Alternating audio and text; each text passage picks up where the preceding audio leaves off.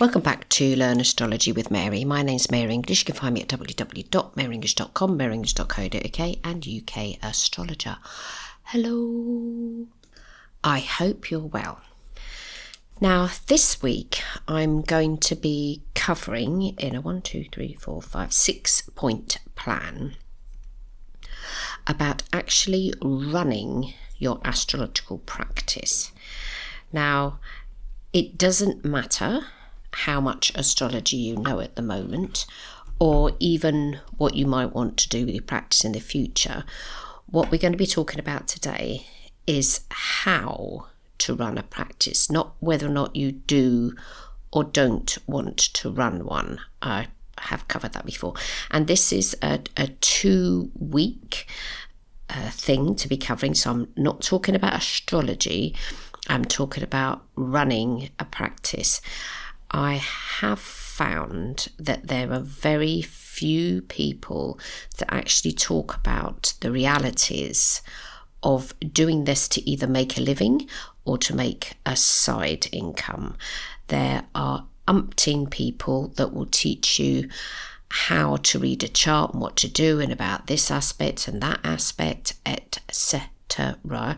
There are also people that will sort of give you their ideas on running a practice, but the place I'm coming from is 30 or so years. It's more than 25.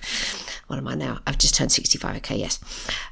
So it's about the realities of setting up what we're going to now call your astrological practice.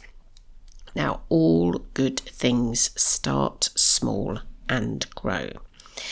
And point number 1 is where and in what way are you going to locate yourself out there in the world? And I don't think anything has changed radically from when I first started. I did have a physical address and I did work from home, but I also went to different events, and I definitely created myself a website. Now, a website is not the same as a Facebook page or an Instagram account. A website is a location where you can be found by someone, either in your area or totally around the world or whatever, where they can find you and they can read a bit about what you do and hopefully from your website make a booking. But we'll talk about that in a minute.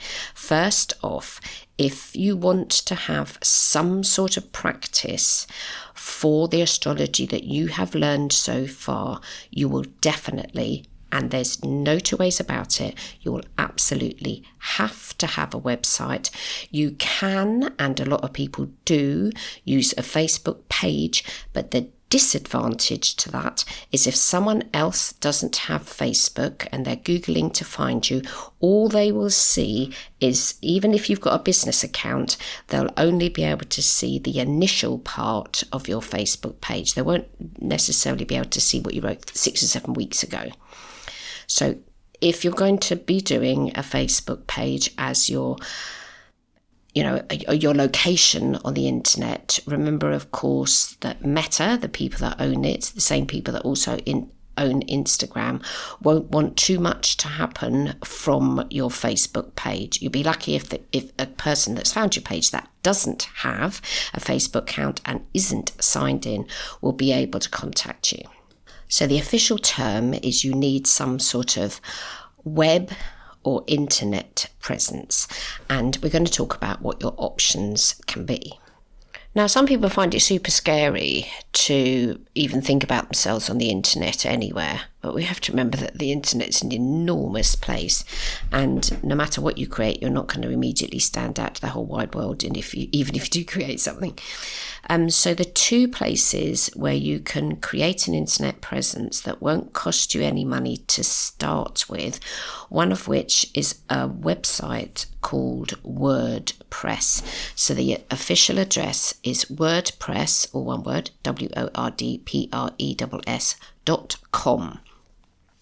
Now, they offer a free version of it, which I recommend if you're going to make some sort of internet presence just to start with, because there's nothing worse than starting up your practice and it costing you zillions of pounds. You can always change things later. So if you go to the website wordpress.com, then do /start, START,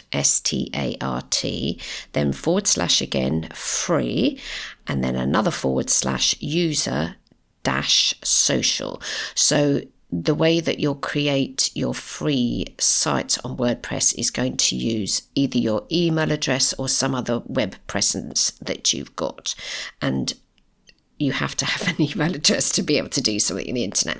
But that's how to do, or that's where to go if you want to do to use WordPress. Now, I'm not going to give you instructions on how to create a website. There are zillions of YouTube videos that will allow you to do it. I'll give you a bit more information about what to put on there in a minute. The other option to choose at the beginning is a website called Blogger that's part of Google. So if you've got a Gmail address or a Google Mail address, then you can use Blogger, and Blogger is free. So the web address for that is blogger.com. That's all you need to know to be able to get there. So that'll take you to the right place. I am going to put the links in the show notes, but I know a lot of you can't get to show notes. So just the website, blogger.com. Now, both of those platforms are what is officially known as blogging platforms. The idea being that you create a web presence and you write in there just stuff about yourself. That's perfectly fine as a starting place for your inverted commas internet presence. Okay, so the two things that you'll need to decide whilst you're creating that is quite a lot of times, especially with WordPress, it's going to ask you, do you want to buy a domain name or do you want to use their free version? I suggest right at the beginning that you use the free version. Buying domain names would be a whole other introduction to the internet and astrology and whatever. Don't worry about domain names at the moment. What I do recommend you do is that if it asks you what do you want to call it, because the web address for it will be something like wordpress.com / and then the address that you're going to give it. Stick the word Astro or astrologer or astrology somewhere in there, because that means that then when people are searching, they're more likely to find you. The same thing goes for Blogger. When it asks you, they'll give you a little box and it'll also have the word blogger in it or blog or something. Just use something that relates to astrology in some way. So either your sign of the zodiac, which I wouldn't recommend because then you're going to get people visiting your website the same sign of the zodiac as you. But stick the word astrology or astrologer. And now an awful lot of them will have gone. So you might need to put Astro this and your city. So Astro Texas or Astro London, whatever. But do try, inverted commas, to get the word astrology in there. Now, as I'm always saying at the beginning of this podcast, you can find me at maringe.com, maringe.co.uk, and UK Astrologer. Those are what we call web domain addresses that I've bought. But when I first started, my first website that I created was on a free option. It was called GeoCities, which was part of Yahoo. And then eventually a very kind friend of mine called Barry created me a website and using the domain name maryenglish.com. Now, looking backwards, that was an okay idea. The only disadvantage to using your own name is if nobody knows who you are, they're not going to be able to search to find you, type of thing. But because I have been on the internet since the internet started, my name, Mary English, when you Google it, and especially if you stick the word astrologer in there, my website does come up. But when you're first starting out, using your name isn't such a great idea unless you only want to read for your friends. If you want to read for people further than the location of your immediate family, I recommend that you try and put the word astrology or astro or ology or something somewhere in there. Yeah. So the two platforms you can use are wordpress.com or blogger.com. Now, to start with, all this web presence is going to be for you is like a poster on a notice board in a coffee shop. The only people that are going to find it are people that are going into the coffee shop where your poster is stuck on the wall. The way to get people to find your website, again, is another whole form of learning, marketing and SEO, so search engine optimization, all of that. Forget all of that to start with. What you're just doing at the moment is experimenting and reaching out into the world and telling the world that you're an astrologer and you're happy to do readings. Now, when you create your website and you're given choices of what to put on there, do not put onto the first page a whole chunk of information about yourself. I cannot tell you the amount of astrology websites I've been to, and I land on there to find out some information about that particular astrologer and what services they offer, and I've then got to go through 4 paragraphs of what they did and how they discovered life and when they got inspired to do it and all the rest of it.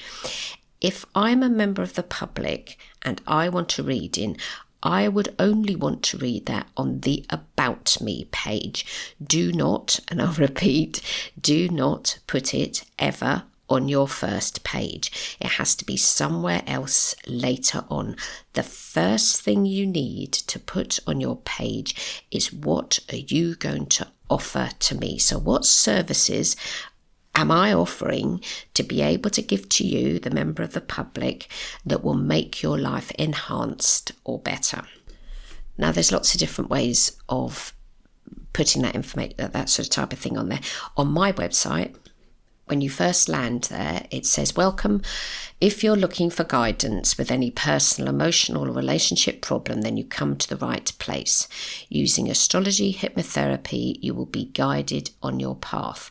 During your session with me, we'll collaborate to shape a vivid vision for the life you desire. You will discover concealed hurdles that might be undermining your joy. You will leave your session revitalized, reinvigorated, and motivated to embrace the person you're destined to become. So that first section of my web presence, it's not my only web presence, it's my poster that's hanging in the coffee shop. What I'm saying on there is, what can I offer you? So there's the thing called needs and benefits. So you've got some needs and I've got to tell you the needs that I can that I can solve and resolve for you, and the benefits of doing that. So having a reading with me means you'll leave your session revitalized, reinvigorated. There's different ways of answering those questions, but you have to, when you're creating an advert for yourself, you must always tell the person what you can offer them. Not that you're offering them a reading, but you're offering them astrology. What feelings are they going to have? So what emotional component will be satisfied by having a session with you? Now, this is a part of marketing, and I want to point out to you, as a beginner astrologer that is starting out in your private practice, please don't just put that you do readings, because 9 times out of 10, the person that goes kaplonk onto your website doesn't even know what a reading is, unless they're terribly into astrology already. Yeah. They want a problem solved, and they don't want to go away from your session feeling horrible. They want to feel better. So coming to see you, imagine your imaginary client that's in front of you. They're going to go away feeling calmer. They're going to go away with some answers to some questions. So those are the types of things that you can write in the first part of your website. So the first bit of it, which is not all about you. It's all about what you can offer them. Now, I learnt this very early in my internet presence. I've done loads of training on how to have a website presence. I've done marketing training and I worked with Andrew Parr, who's a hypnotherapist, and he wrote an audio program called Successful Private Practice, which a number of my astrology students have had access to, and in there he describes things about marketing stuff. That's not what we're talking about today. I'm just explaining that the things I am telling you, they're not my opinions. They are accepted things out in the world of professional service offerings that will assist you in being able to make your first page on the internet, make that easier for your client. always now this is just about your website now, always when you're creating it, you have to look at it with the eyes of a person who's just lost their job, their husband's just left them, they've just had a baby, they've having to change their job, they're moving house, they're relocating somewhere, they're now in a reasonably or terribly stressful place, and they do not need to read reams about what astrology does or doesn't do.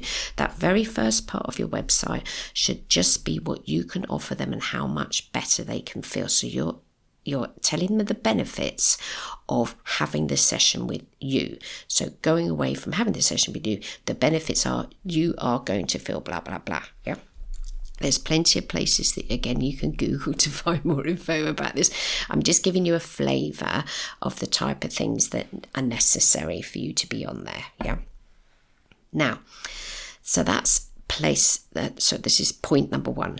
Find where you're going to create your web presence. It's no more significant than having a poster in a coffee shop. There's going to be limited amount of people that are going to find it just from surfing the internet. We can talk about what you're going to do now that when you've created it. So with the address that you get, now you stick that on your emails. Now you put this onto your social media presence that you've decided to choose on. So say you have got a Facebook page or an Instagram page or all the other places, Twitter and wherever it is that everybody else is on the internet today, you can put the link to that on your social media pages. Yeah. The other thing I need to point out is that if you have got a social media page, it's better to have a separate one for your work rather than your personal one, because you're not going to be able to decide who does or doesn't read what you do or don't write. Quite a lot of people use their social media pages to communicate with their friends and family. But if you're now going to be considering professional astrology dom, then it's better to have a separate social media page that you can link to by telling your people on your personal page that you're on that one, and they might click and make it bigger and better and whatever for you. But the address of your website, that's what you can then share with them on that page. Yeah. Okay, so that's your web presence that you've now created. And number 2, so person arrives on your website, they look at your poster in the coffee shop, they now need to know how are they going to contact you. Now, the best way for them to contact you is by email. I don't recommend that you put any sort of telephone number on your internet presence. And for one very good reason, you're going to have weirdos phone you up and your telephone number is going to be used for goodness knows what. So if you've got an email address already, create a separate one. So I don't know, call it julie@astrologyblogger.com.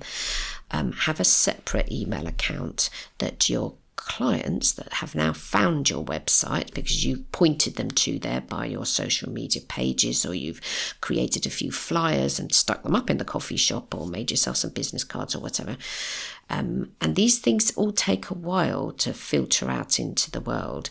But I suggest that you create them now so that you can be starting to practice what it's like to actually be out there as an astrologer. So I'm assuming now the information I'm giving you today is that you've made this decision. You are now going to take seriously doing readings for people. So what communication method do you want your potential clients to contact you via? And I suggest that you have an email address that sometimes you can have them where they click a button and it happens. Sometimes you can have various different platforms. You can have a contact page. I've got a contact page on mine. I used to have my email address on there, and I did have it on there for a very long time. But again, unfortunately, what happened was spammers and lunatics and whatever. And even with a contact me page, I still get lunatics contacting me. But if you're going to put an email address in there, just use it only for that one thing, and to have that email address specifically for people that are contacting you via your web presence. So what method of communication? So this is number 2. Number 1 is your website presence. Number 2, what communication method do you want for the person that's found your website or wants to have the reading? How are they going to contact you? Now, I perfectly know that there will be more than one way for them to contact you. It might be that you've got your social media pages and they're going to contact you via the business parts of them, or the contact person part, or whatever. But be mindful of, it's better to have an email address. And if you do put your email address onto your website, what they used to do back in the day was put, mine is mary@maryenglish.co.uk. You could write Mary and then just the word at, and then maryenglish.co.uk, and just write it so it's not clickable. That does sort of help a bit, but whatever. But decide what email address you want to have so they can contact with you, or you're going to have a contact page so that the person has now read all the information on your website and they're going to contact you. Now, I do recommend that you put your prices on your website, because going back to what your website is just a poster. It's a very static form of existence. A web presence doesn't update itself all of the time. A blog does. If you create a blog, then you have new posts for it all the time. But a web presence is just like a poster. It's pretty static. Not too much happens for it. It exists on the internet for as long as you want to exist. If you decide you don't want it to exist anymore, you can delete it. But the web presence that you've got, and you're going to be doing readings, I do recommend that you put the prices that you're going to charge. So you've got the first page, welcome to my website, I'm going to solve all your problems for you. And then another little tab on there, so what services you offer. So you can just start out with a pretty bog standard reading, and you're going to charge an amount of money, and you put the price on there, and you write a little bit blurb about what happens in a reading, how long it lasts for, and what information you might need.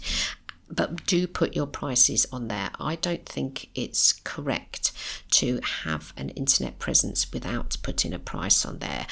I've seen astrologers that do that, and the only way to contact them is by some contact form, and then I haven't tried contacting them to find out how much they charge, but they might come back with something that's not in my price bracket, and then me as a customer, I'm going to go, well, that was a total waste of time.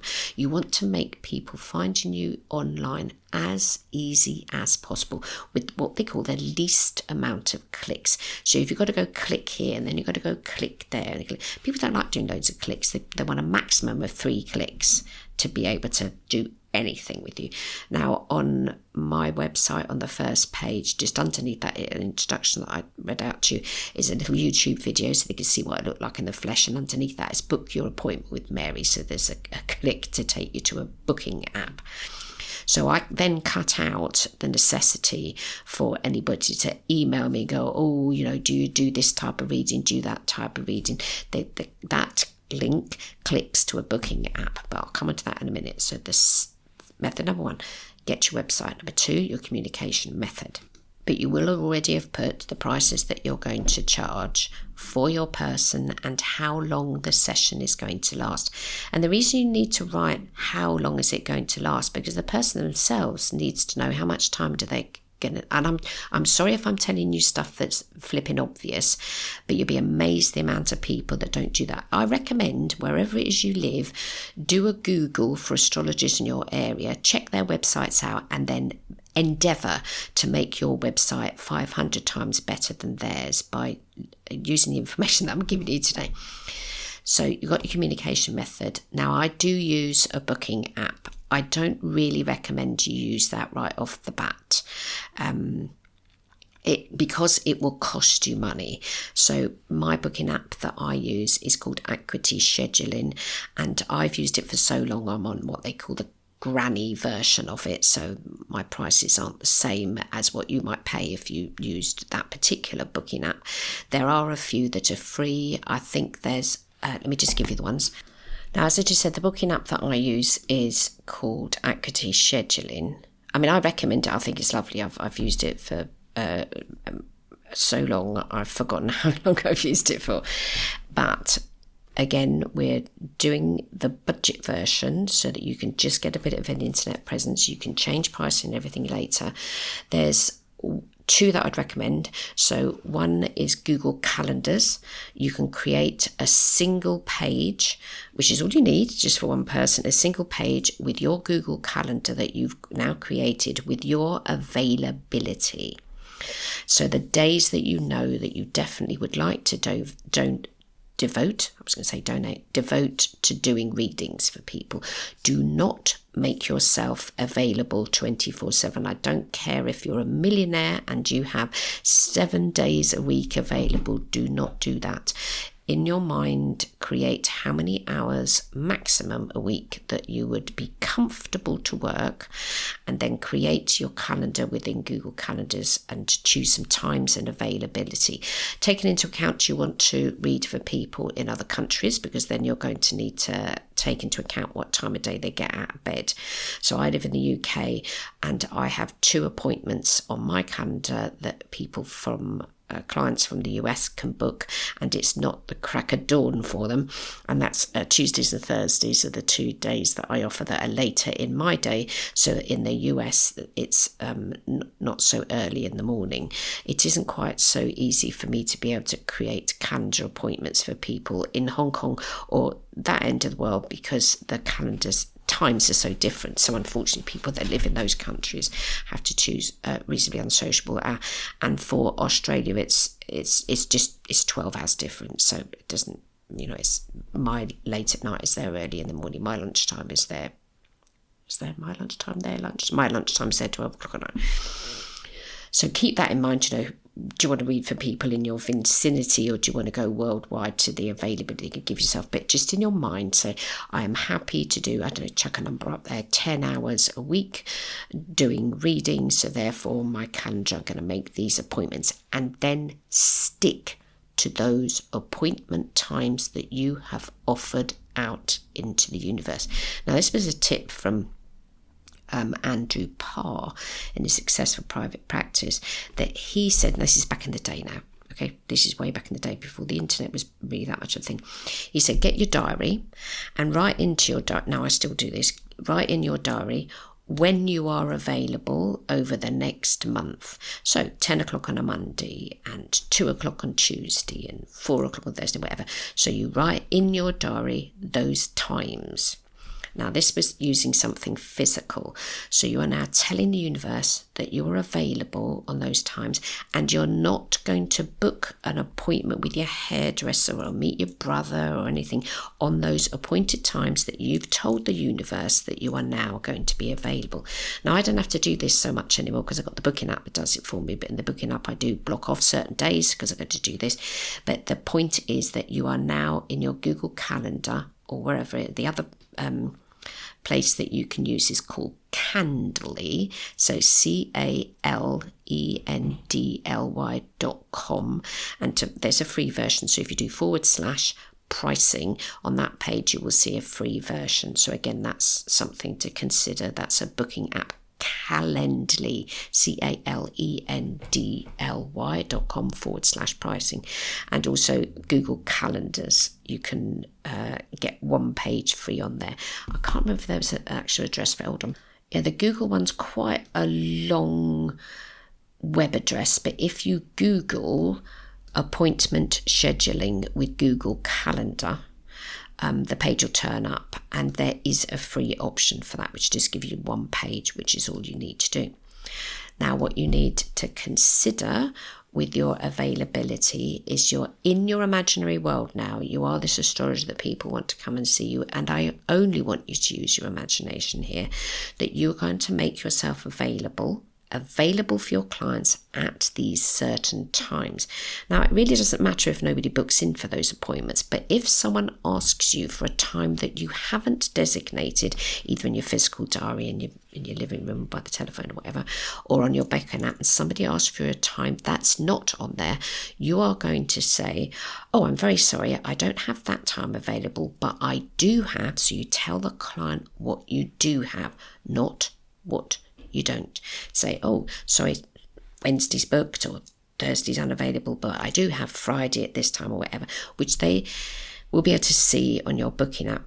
Now, if you do not want to use a booking app, you're going to have to use your chosen communication method email to then send the person, because they're going to go, oh, I want to read in, what's your availability? Send them a choice of at least 3 or 4 different times and dates.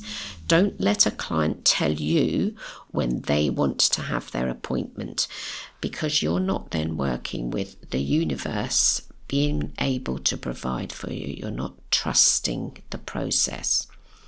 So with your chosen communication method, you can ping back emails backwards and forwards. And I did do this for a number of years until I can't even remember how I found out about active scheduling now. So long ago since I used it.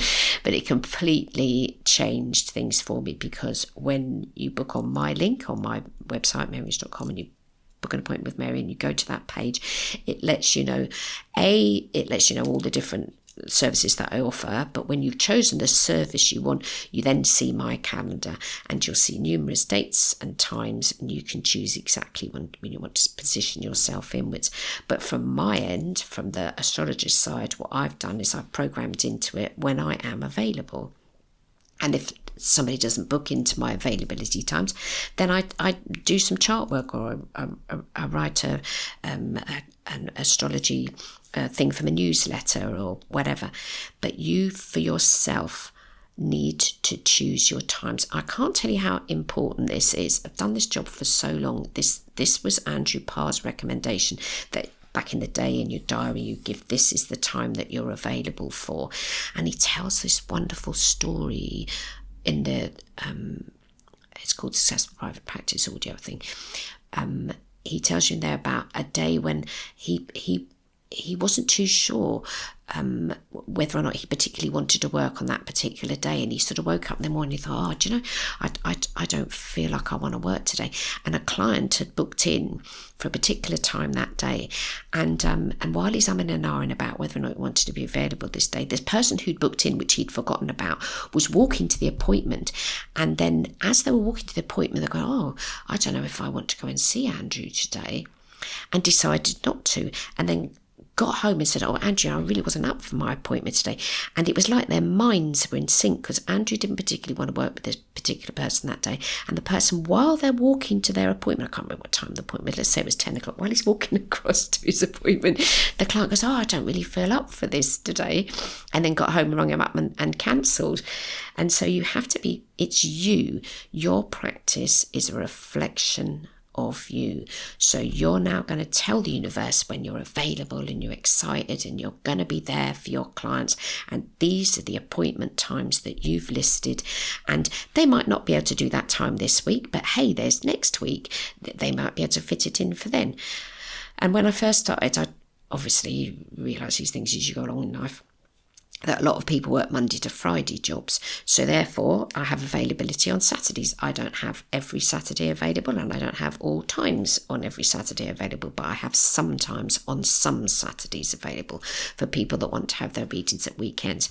And for myself, I do not work on a Sunday, but you might be happy to work on a Sunday. But you choose your times and your dates for the next month or so that you know that you'll be available, and either put that in your emails to your clients, this is my availability, give them an option about 3 so they can choose.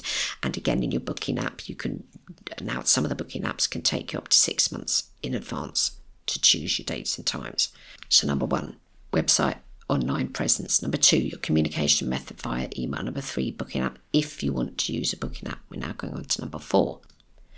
Now you have to decide, where are you going to meet this person? So is your client going to come to your house? It's perfectly acceptable to do that. And I have done that. I don't do it anymore. I do everything online. But this is your practice that you're setting up.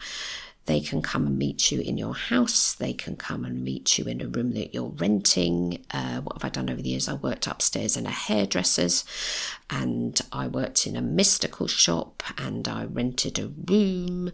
There are umpteen different places that you can meet your person. You can also meet them online, which we'll talk about in a minute, but you need to decide where it is that you're going to meet this person. Now, if you're going to meet them face to face, you obviously need to be living locally to where your client has now discovered you. It's very rare for people to want to get into a vehicle and travel hundreds of miles to have a reading with someone, unless you're Stephen Forrest or, I don't know, Liz Green or something. I did have a lady once that drove from London to have a reading, so bless her. That was a couple of times I had people drive from London to Bath to have readings with me, but it was not that often. So the majority of the clients, if you start out and you're doing face-to-face consultations, needs to be living within walking distance or driving distance to wherever it is that you're offering your services, yeah? So you need to decide where it is. So where are you going to meet these people that you're going to have readings with?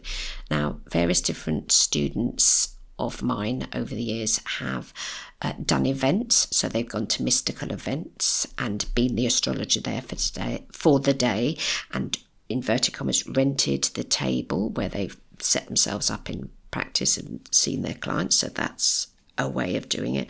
But you've got your person and they're going to meet you. Where is it you're going to meet them? Now, I have done in the past, I have gone to people's houses for an amount of time. I was heels on wheels. I still have a motorbike. I used to, it's a scooter by the way, it's not a Kawasaki 750. I used to drive on my motorbike to where the client lived and take all my reading stuff with me and do the reading for them in their house, heels on wheels. So there's no one accepted way or method of seeing your face-to-face clients. What I do urge you to do is, if you are going to do face-to-face, is make it really easy for them to find where it is that you're located. You also need to make sure that the time that you've booked with them, they're completely sure about the time that they're going to see you.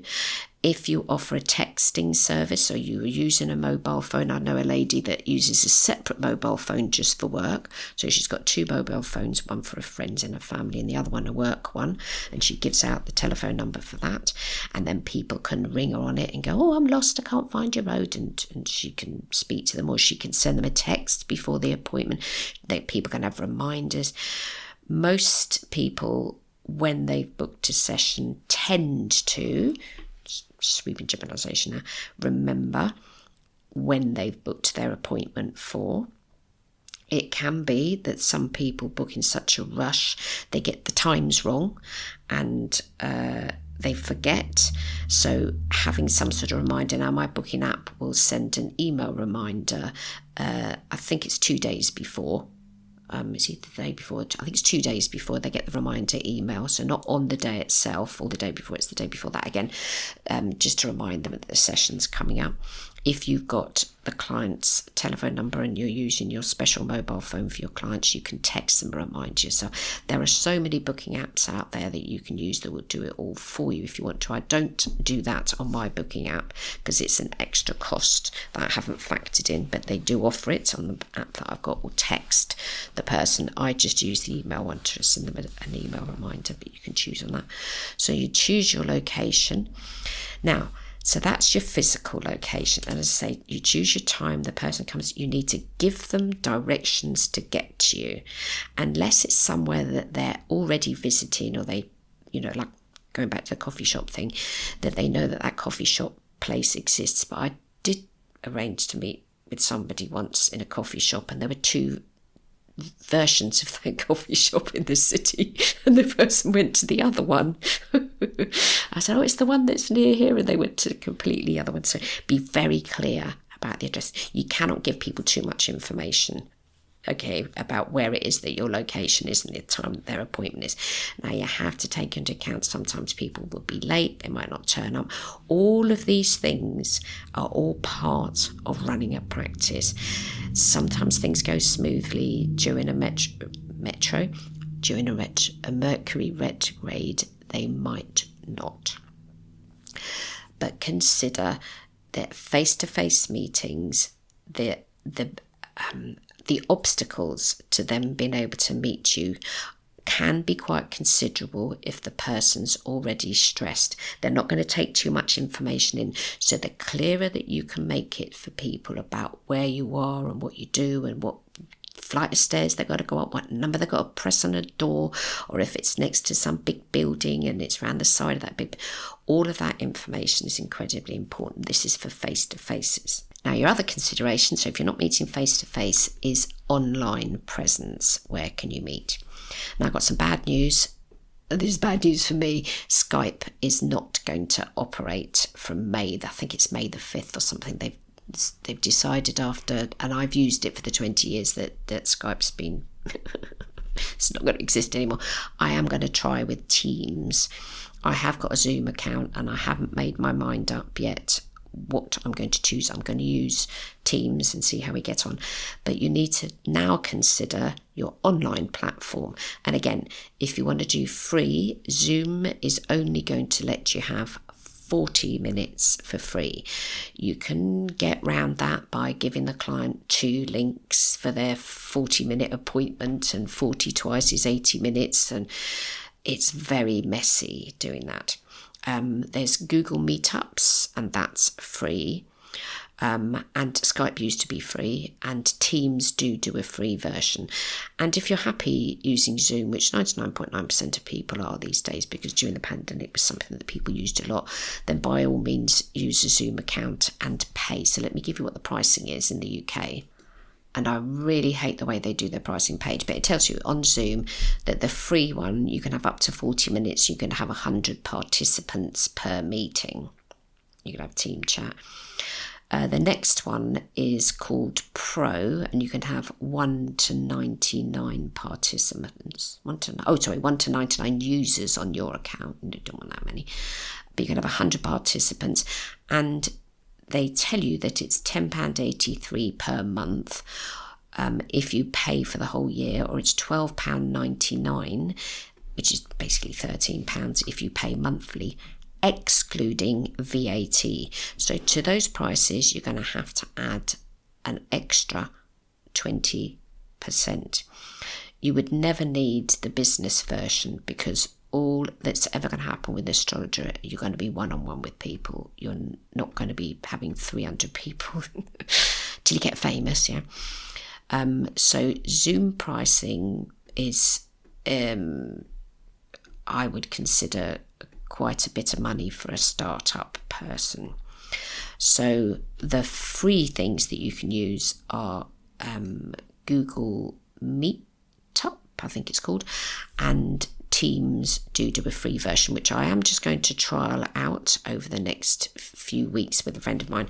And if it so happens that Teams free version works, I will just slip that into a future episode and let you know. But if you're going to use Zoom, it is going to cost you money. There isn't much else out there that is going to be free that's going to be better than Zoom, and most people are pretty good at it, and you're going to have to take that into account as what we call a business expense. I cannot speak for you if you're in another country. I can only give you information as tax and self-employment purposes for UK. In the UK, anything that it costs you to run your business or you use for your business is called a business expense. So say you spend £500 a year running your business, that £500 is taken off your turnover. So if you make £1,000 in your first year, but you spend £500 running your business, and you can show receipts for that £500, you deduct that £500 from your £1,000. So now the figure that you give to Inland Revenue on your self-employment form is that your turnover, so your net turnover, not your gross turnover, is £500. So that's how much money, how much profit you made. So you got from your clients £1,000, you spent £500 running your business, that leaves you with £500, and all you'll be taxed on is that remaining £500. So I can't push home too strongly the point, if you're in the UK and you are going to register as self-employed at some point, and you have to register as self-employed if you earn more than £1,000. So if you make £1,000 in any way or other, so you've all the readings added up into one financial year, you earn £1,000, you will have to register as self-employed and declare it to the tax office, otherwise they will come after you. So don't even think about messing about with that. But you'll only be taxed on what is called your net income, because you can take all those expenses off. So you had to spend money on this, you had to spend money on that, you had to spend money on this to be able to run your business. Those are called business expenses. I don't want to launch myself too much into that. So if you were to use Zoom and it does cost you money, and you're not just doing the 40-minute free version, which you could quite easily do, you could do little readings for people and charge £40 or something, and there you go, you're in a profit because you're using the free version. But any money that you spend on running your business can be deducted from the total turnover that you make in a year, but that'll be a business expense, and I'll let you know about Teams. So number 1, get your web presence. Number 2, what communication method are you using? Number 3, are you going to use a booking app? What are the options? And number 4, where are you going to meet that person physically, face-to-face, or online in some way? Now, the next thing I'd like to discuss, number 5, is client records. Now, unlike alternative therapies, astrology doesn't have any one governing body that's going to chase after you if you do something wrong. People can sue you one-on-one, but they can't do it via an organisation. Now, I am a member of a professional organisation. I am a trustee for the Astrological Association, and if I was an absolute idiot, you could complain to them and they'd stop me being a member, but they probably wouldn't chase after me for the money. You might have to, if you were trying to sue me or whatever, you might have to go through a small claims court. So it's imperative that, as I say, because these things don't exist, but you need to be conducting yourself in as professional a manner as someone who does have a governing body that will chase after you if you do something wrong. And one of the things that's really important is keeping client records. So everybody that books with you, you have some method for yourself to know that you've done a reading with them. Now, I've noticed that a lot of astrologers just do it all online, and I sort of think, well, how are you ever going to know when that person comes back what it was you did or didn't discuss? Now, I have mentioned this on the podcast once before. I use teeny little index cards. I don't know if you can still buy them, but I managed to still buy them. They're teeny little lined cards. I write on there the person's name. I write on there their date of birth. I write on there the date that they made their appointment, what type of reading they had and how much they spent. And I might put a little note in there, where in the world are they located if they're not local to me, and what it might be that we discussed just in one sentence. So we were talking about the divorce or something, so that when I go back to that index card again, I've got some idea of what it is that we discussed and what went on. Now, those client records are, keeping in mind now about patient confidentiality, are super important and need to be kept under lock and key. And at some point in the future, when I'm not practicing anymore, those are all going to get shredded. But your client records are important for yourself, and even if you've got a teeny little box and you've got 10 little cards in there because all you ever read for is 10 people, it doesn't matter because you're going to build up from that. And I file mine by first name because it's that much easier. So Jenny sends me an email, says she wants another. I'll go to Jay and I'll get Jenny, because people's surnames change much. Women's surnames 9 times out of 10 will change more than men's, but sometimes males can change their surnames as well. So it's best to file this is my opinion. Now, you don't have to do this, but this is what I do. File them by first name, because they're less likely to change their first name. Unless they're transitioning, that's different, they might. But that's how I file them. So you need to have some sort of record so that you know when that person comes back what went on. You've also got what's called a paper trail. You'll also have the emails that you exchange. But just say now you're doing this psychic event somewhere. Even when I did psychic events, I still had index cards, and I asked, now this to make life easier because things were very rushed in some of those things. You'd only get 20 minutes with a person. I said, would you please put your name and surname on there, your date of birth and blah, blah, blah, and some method of contacting you, whatever you choose. So telephone number, address, email address or whatever, but some method of contacting you. And I used to give them my card so that we now have ways of getting back in contact with each other ever again if necessary. And this is to protect you. And your emails that you've got from your clients, sometimes people will put a lot of information in an email. Now, in my system, that way I've set that up, I copy and paste that and put it as I think it's called a note on a Mac. What's it called? A text edit, beg your pardon. I save that. I save it with just with their first name. I have folders in my Mac for every client that I ever see, and in their folders, and again, they're filed by first name in their folder. I have a little text edit with the blurb in their email, so I keep a record of that. Records are so important, because there's nothing worse than getting in contact with somebody after this is you now as a client, you get in contact with your astrologer again, they don't know who the heck you are or what it was you talked about last time. So you need to, I have got lots of paper records for my homeopathy client, but I have less paper for my astrology clients. I mostly have, let's say, little text edits in there.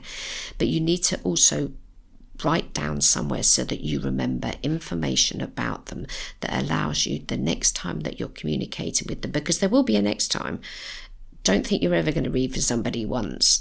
A lot of times, if you're any good, people want to come back. So you need to be building your practice so that you're setting up at the beginning stuff that's important and will allow you to be successful in what you do. Okay, so you're going to have some sort of client record, some filing system or whatever that's kept under lock and key and isn't shared with other people, and you don't keep it in the living room, you keep it in your office and you put it away so people can't access it, because you don't want your client information shared with anyone else, which is why I recommend that you have a separate email account so you don't accidentally email a person the wrong way or the wrong info, or send a massive CC'd email in and accidentally, add in a client when actually you're trying to do your family or something. So have everything separate, but you need to have some sort of client records. Really important. And lastly, I recommend that you have insurance. I use a company called Balens, Balens in the UK. I haven't found anybody else that's better than that.